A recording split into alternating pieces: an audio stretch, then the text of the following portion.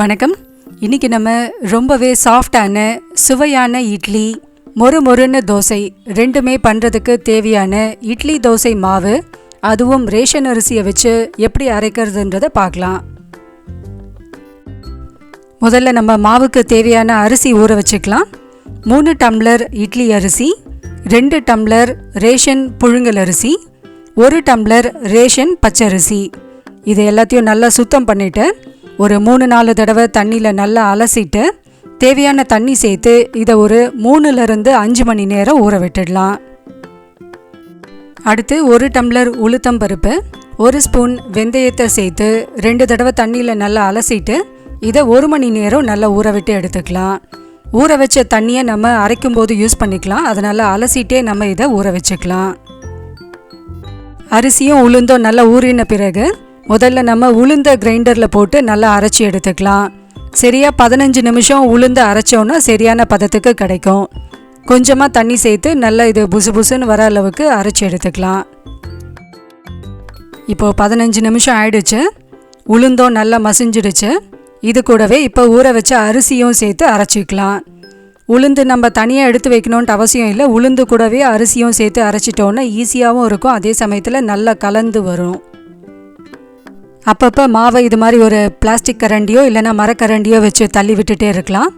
அப்போ தான் நமக்கு மாவு நல்லா ஈவனாக மசிஞ்சு வரும். கையால் நம்ம மாவு தள்ளி விட்டோன்னா சீக்கிரமாகவே புளிச்சிடும். அதனால் இது மாதிரி ஒரு கரண்டியை பயன்படுத்தினா கரெக்டாக இருக்கும். நம்ம எடுத்திருக்க அரிசி உளுந்தோட அளவுக்கு இந்த கிரைண்டரில் 45 நிமிஷத்தில் மாவு சரியான பதத்தில் மசிஞ்சு வந்துடும். மாவு ரொம்ப கொரகொரனும் இல்லாமல் ரொம்ப மழமழனும் இல்லாமல் கொஞ்சம் லேசாக ரவை பதத்தில் இருக்கும்போதே மாவை இப்போ வழித்து ஒரு பாத்திரத்தில் எடுத்துக்கலாம்.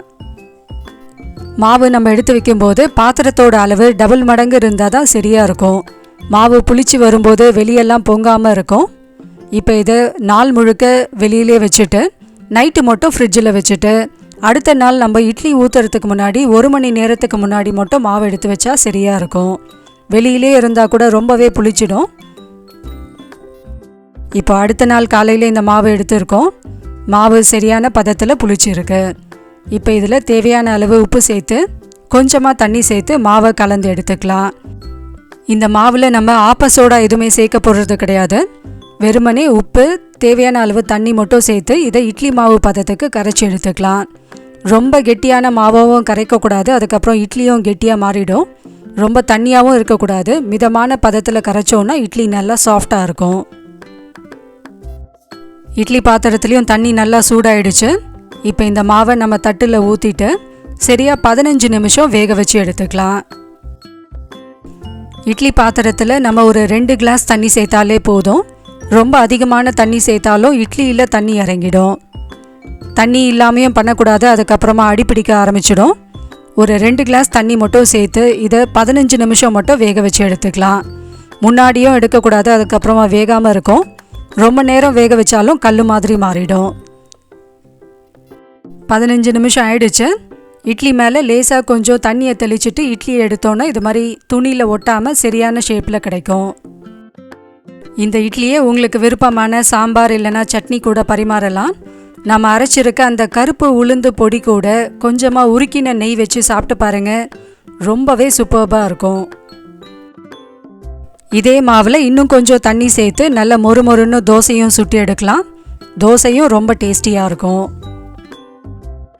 மாவு நம்ம பயன்படுத்தின பிறகு மிச்சம் இருக்க மாவை வேற ஒரு பாத்திரத்தில் மாற்றிட்டு ஃப்ரிட்ஜில் வச்சுட்டோன்னா நல்ல 1 வாரம் வரைக்கும் புளிக்காமல் இருக்கும். இந்த வீடியோ கண்டிப்பாக உங்கள் எல்லாருக்குமே யூஸ்ஃபுல்லாக இருந்திருக்கும்னு நினைக்கிறேன். பிடிச்சிருந்தால் லைக் பண்ணுங்கள், உங்கள் ஃப்ரெண்ட்ஸ் கூடயும் ஷேர் பண்ணுங்கள். இன்னும் நம்ம சேனலை சப்ஸ்கிரைப் பண்ணாமல் இருந்தால் மறக்காமல் சப்ஸ்கிரைப் பண்ணிக்கோங்க. அப்போ தான் நம்ம போடுற வீடியோஸ்லாம் உங்களுக்கு உடனுக்குடனே அப்டேட் கிடைக்கும். தேங்க்யூ.